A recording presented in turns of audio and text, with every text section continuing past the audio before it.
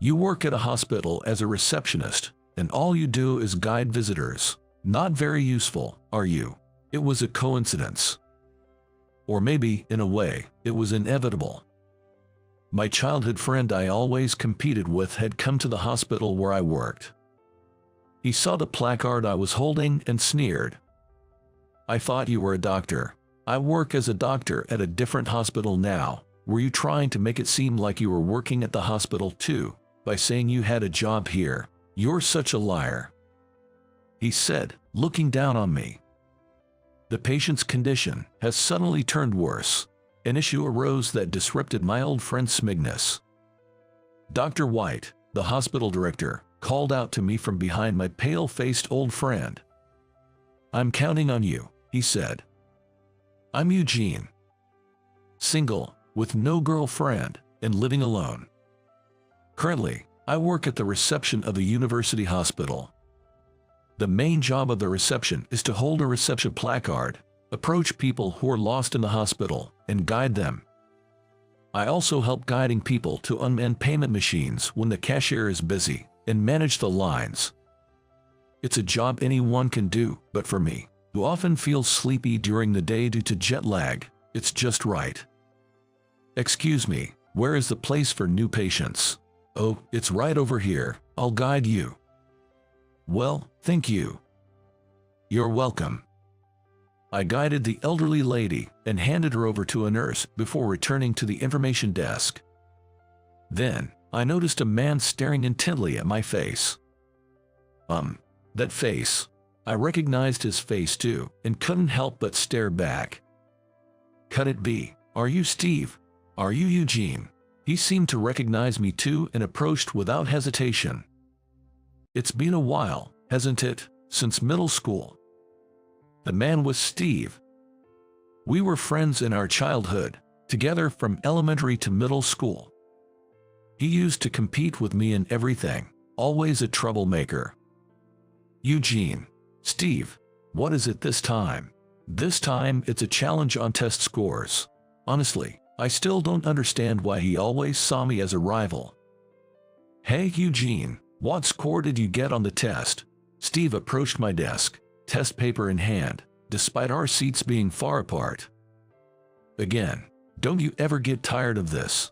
"I got a 96. What about you?" 98. "I win this time." "What, seriously? Darn, I lost again." Seeing Steve look so frustrated back then, I just chuckled. That's how we used to compete, even in test scores. We were also in the same track and field club. "I'll take the top spot. Don't cry when you lose, Eugene." "Who's crying? I don't really care about being the best anyway."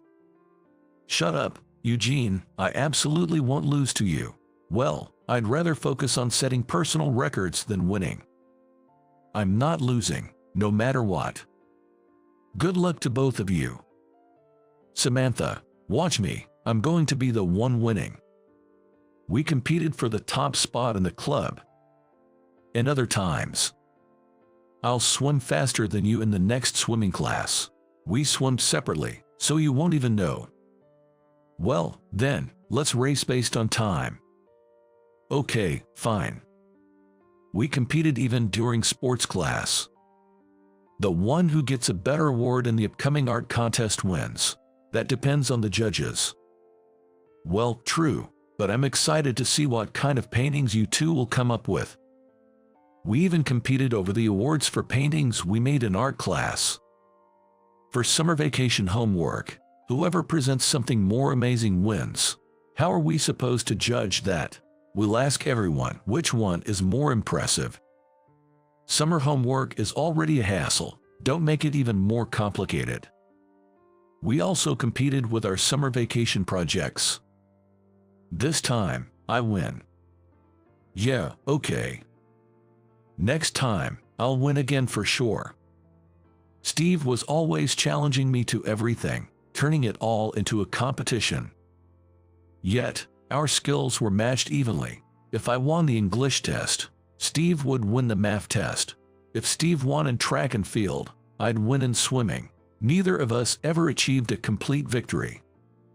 those two are at the top again. As always, Eugene and Steve. Who won this time? This time it's Eugene. Wow, both of them are unbelievable. They really seem like eternal rivals. Our peers would always hype us up as eternal rivals. Next time, I won't lose, Eugene. If you say so. It's been a while, Steve. I heard from a classmate that you were working at the hospital. Steve saw my placard that read reception and sneered.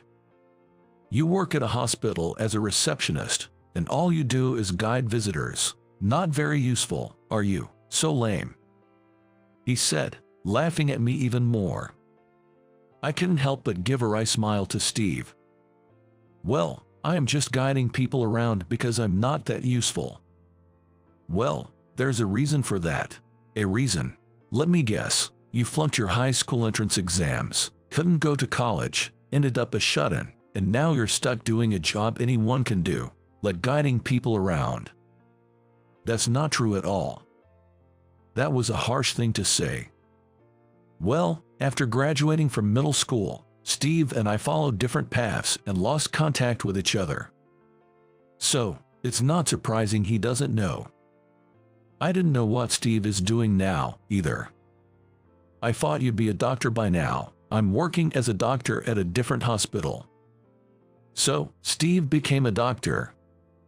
Were you trying to make it seem like you were working at a hospital too? Such a liar. No, that's not it. What's different then? Honestly, I'm disappointed in you. Steve, cut it out. A fact is a fact. You used to be called my rival, but I guess that's all you were. Listen to my side of the story. I was about to argue back when it happened. Is that Eugene? You're Eugene, aren't you? A woman called out to me. Samantha. I recognized her face too when Steve called her name. Samantha, right, she was. Could it be Samantha, Steve's old friend? It is you, Eugene. Long time no see. She said with a smile, another classmate and Steve's friend from childhood. I heard you two got married. Congratulations. Yeah. Thank you, Eugene. I had heard from my parents a few years ago that the two of them got married. Steve married his old friend, Samantha. Oh, really? When are you going to get married? Not anytime soon, I guess. It was like that.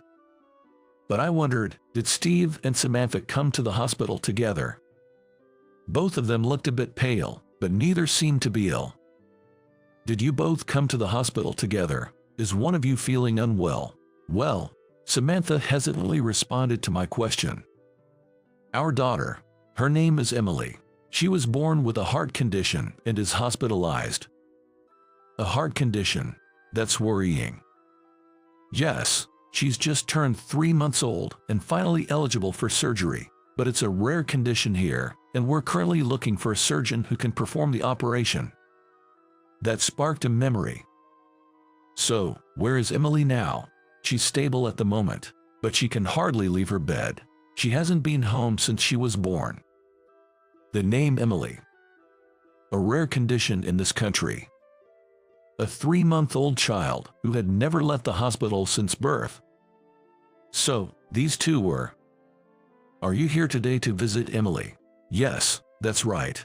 And I had Steve go to the reception to take care of the hospital bills. He forgot the insurance card, so I came to deliver it.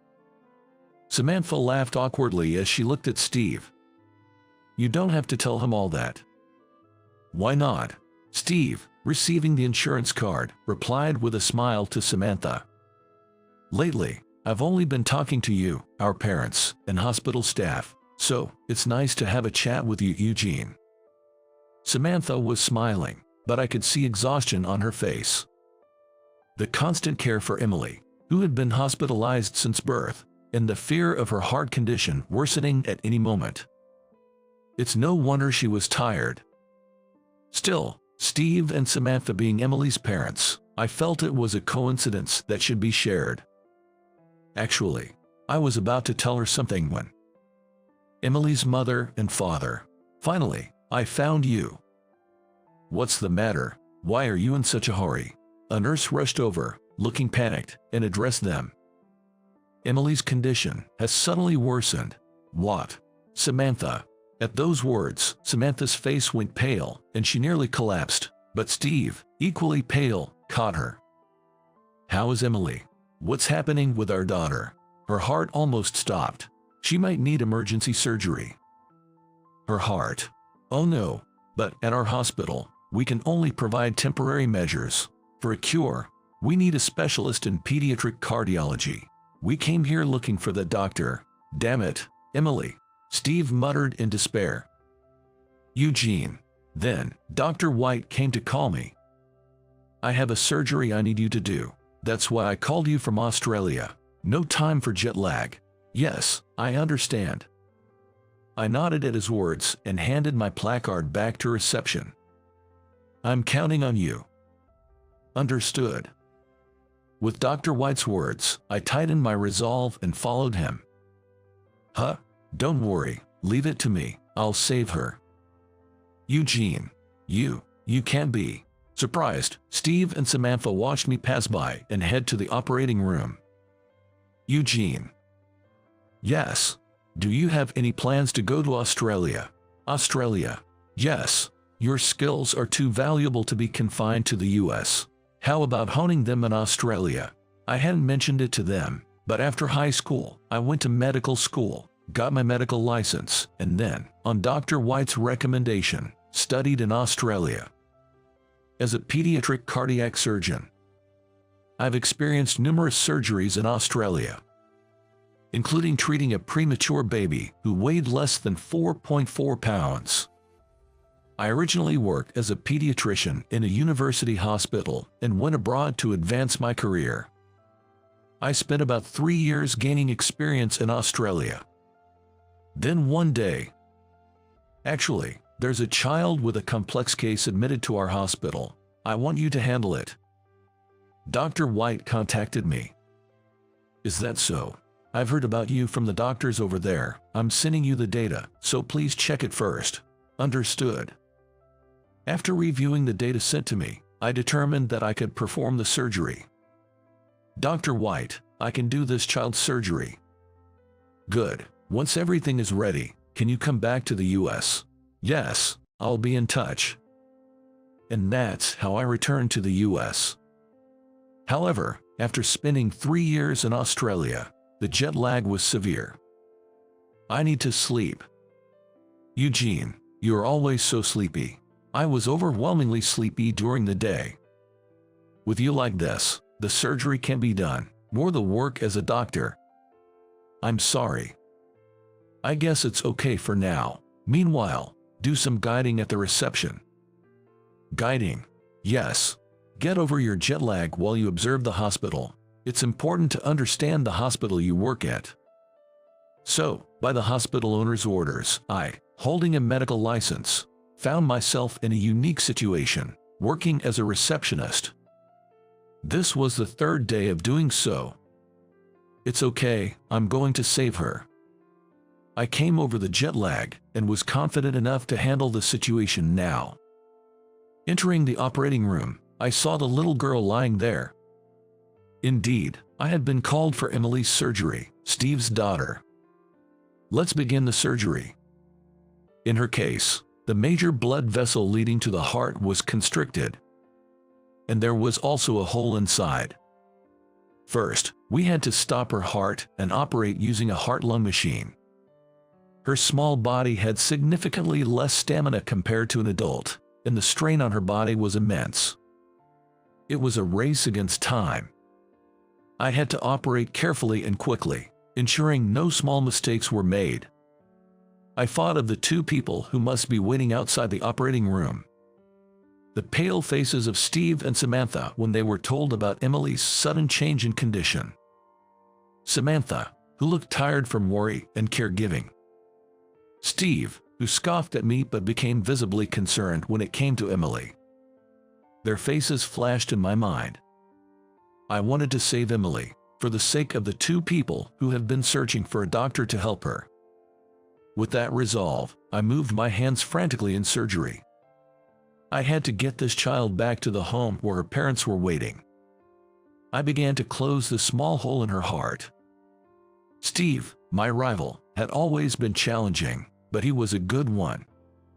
Sure, he had ridiculed me earlier, but the Steve I originally knew wasn't like that. He was talented, serious, and committed to whatever he took on. Eugene, as expected. Yeah, sure.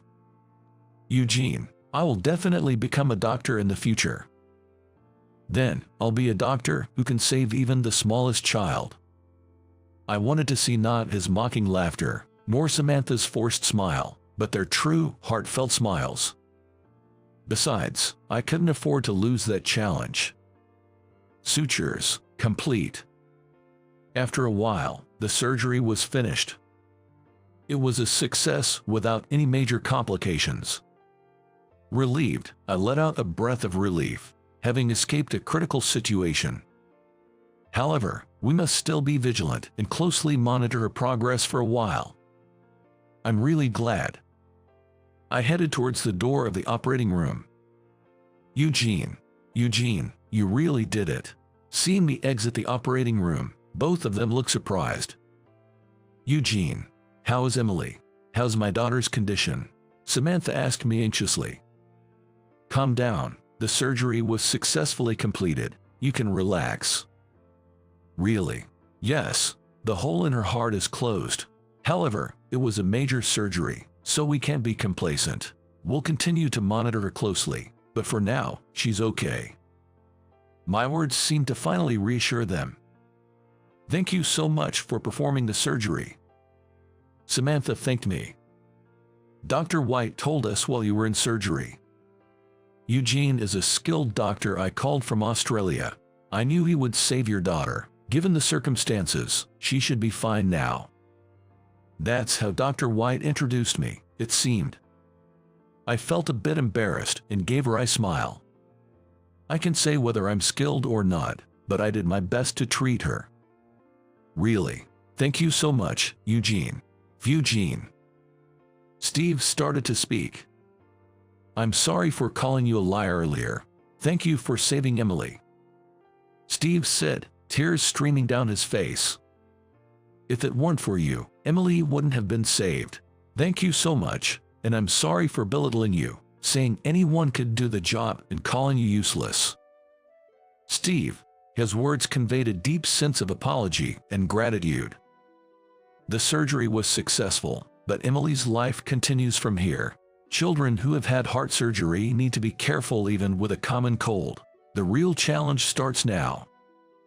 I said, patting Steve's shoulder encouragingly. That's where I come in as a parent and an internist. Steve lifted his face and smiled. Samantha was smiling next to him. Seeing their genuine smiles return, I truly felt happy. Right, I'll leave that to you, Steve. Okay. Thank you so much. Eugene. Oh, Dr. White. How's she doing since the surgery? So far, so good. That's good to hear. It was your first surgery since I recruited you, so I was concerned. I heard about it. You introduced me as a skilled doctor. Isn't it true? Well, yes, but it's still embarrassing. No need to be embarrassed. I was confident you could save her. Now, I'm counting on you to keep up the good work. Understood. Emily is still hospitalized, but has become much more energetic. According to Samantha, she can now drink a lot more milk, which she couldn't do before. It was by the time she turned 5 months old.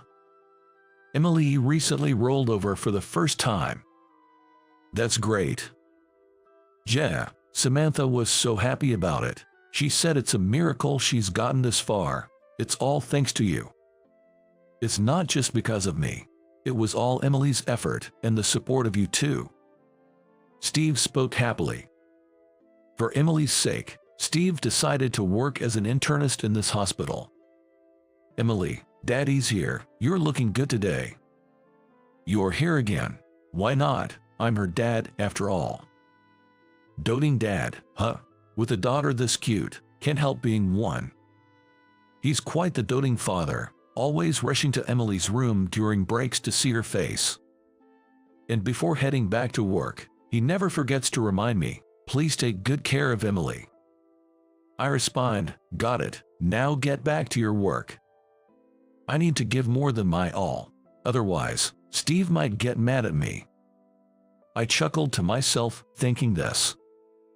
Despite his ways, Steve is an excellent doctor. I often hear good things about his reputation. And so, some time passed after that day. Yeah, this should be fine for now. That means, you can finally go home together. Emily's discharge from the hospital was finally decided. Regular outpatient visits are still necessary for a long time, but going home was a joy for Steve and Samantha. They had been eagerly awaiting the day they could return home together as a family. I've got some news, Eugene. Okay, calm down. Steve's in a good mood, huh? Really? But it's understandable. They've been waiting to go home together for so long. That must be a happy moment. That doctor looks really happy these days. His daughter can go home now, right? That's right. She's been in the hospital for a long time. That must be a relief. Steve's obvious good mood was noticed not just by me but also by the surrounding doctors, nurses, and patients, who looked on warmly. We can finally go back home together. That's great. Yeah. It was a few days after Emily's discharge. Steve asked me out for a meal. I gladly accepted and followed Steve. Not going for drinks. Idiot. How can I drink when Emily is around? That's true. So, we headed to a casual family restaurant. Eugene, really, thank you so much for everything with Emily. I've heard that many times. How's Emily today? Today, she's staying over at Samantha's parents' house. It's close by, but since she's been in the hospital since birth, Samantha's parents were overjoyed to finally meet her. That's great. Thanks to you, Eugene. Our family can smile again. I can't thank you enough. I'm happy too. I truly felt that way from the bottom of my heart. Seeing their smiles, I smiled too. This was the perfect opportunity. I decided to ask about that matter. You know, there's something I've always been curious about. What's that? Why have you always competed with me since we were kids? Everything was a contest. That's, well, Steve hesitated to speak. Back in first grade, Samantha said you were smart and cool, and I couldn't stand it. What? Since then, I've had a crush on Samantha. Every time she praised you, it made me mad, and I kept challenging you to contests. Seriously? Yeah, but even though I thought I could beat you easily, you were too good. I could never really defeat you. It became a matter of pride, and I kept it up until we went to different high schools. I was honestly taken aback. All this time, his challenges were driven by childhood jealousy. So, I'm the bad guy in this story. Well, Samantha always talked about how cool you were. I thought she liked you, but she confessed to me before college, and that's when I realized I had it all wrong. I see. If the girl you liked was always talking about another guy being cool, I guess I can see why I might have seemed like the bad guy. And so, it turned out he became my rival because of that. Now, I'm married to Samantha, and we have Emily. I'm filled with happiness, so I don't need to compete with you anymore. Then why did you bother me in the hospital? At my question, Steve gave a sheepish smile. At that time, I was frustrated because Emily's illness seemed intreatable, and no doctor or method could be found.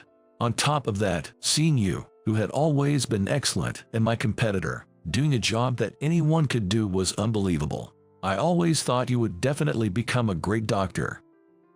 So, that's why you were so prickly. Yeah, I kept thinking, why is a guy like you only doing such a mediocre job here? I've always considered you incredible. And at that time, there I was, not a doctor, but doing a job anyone could do, a guide. Steve's frustration from worrying about Emily's illness. His irritation at his once rival's perceived downfall. From Steve's perspective, it must have been infuriating. And when I finally decided to talk to you, it came out as looking down on you. I still feel really sorry about that. I didn't mean to belittle you. It's okay. I understand you don't feel that way anymore. Of course, even as a doctor myself, I can see your skills. You're an excellent doctor. Apparently, I was just caught up in their love story for all these years. As a result, I kept being close to Steve. It left me with an indescribable feeling. Well, maybe that was the reason we were able to become close again after bumping into each other. As I was saying, Emily is just so adorable. I can't help it. I see. When she sees my face, she smiles brightly, and Samantha smiles too. My wife and daughter are just so cute. I'm really happy now. Steve's bragging about his happy family life. With no marriage plans or partner of my own, I can't help but feel a bit defeated. Honestly, I feel like drinking to forget.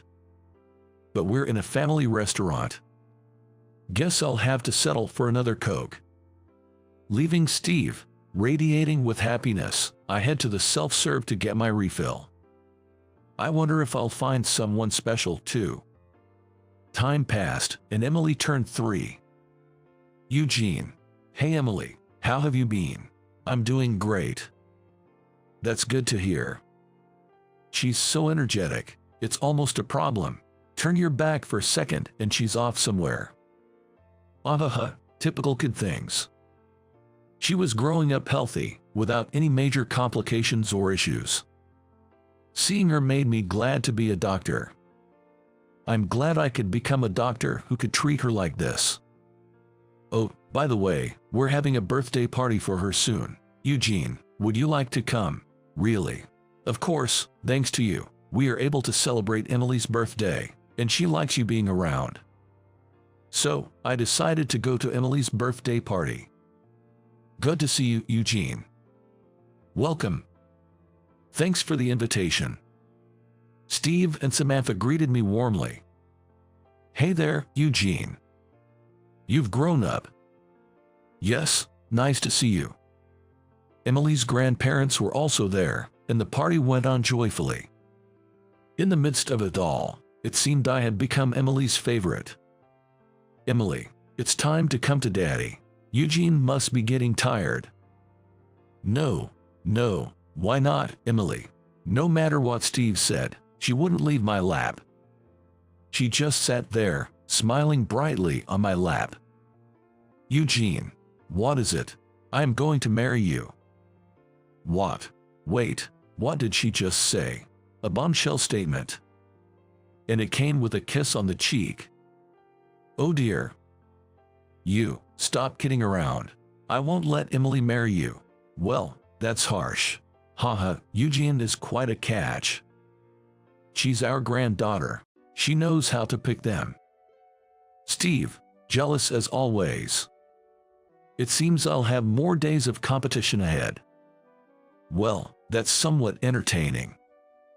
Despite all this, Steve and I. Eugene, about this case. Yeah. So, when will you give up on Emily? I'm not even falling for her. I won't allow it. I won't lose to you, Eugene. As you say so. Later on, we became famous as the top pediatrician and internist at the university hospital. Still, I couldn't help but laugh at Steve's predictable challenges. Hey, Steve. What is it? Do you remember the last challenge you threw at me? Steve looked puzzled by my question. It was right before we graduated from middle school. We're going to different high schools. Looks like it. Eugene. What? I'll definitely become a doctor in the future. A famous one, saving lots of people. You should become a doctor too. A doctor? Yes, I'll be the doctor who finds and cures diseases hidden inside. You become a doctor too, and let's see who can be the better one.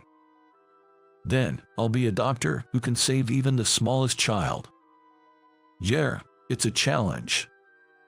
That last challenge from him was what inspired me to pursue a career in medicine. Spurred by Steve's words and my own love for helping children, I studied hard in high school. Then, I went on to medical school. You remembered that. Actually, I had forgotten, but I remembered when I thought about you and Samantha during that surgery.